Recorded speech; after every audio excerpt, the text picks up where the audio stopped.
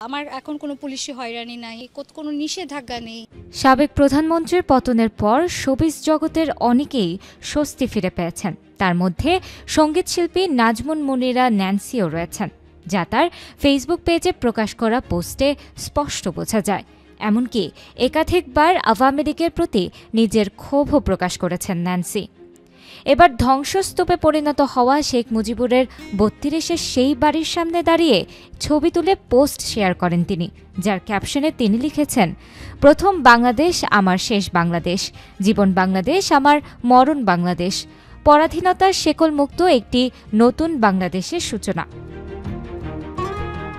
এরপরেই অপর একটি পোস্টে এই শিল্পী লেখেন, আমি এখন আছি সুখে, আগুন জ্বলুক খুনির দোসরদের বুকে, ঘুমাতে গেলাম।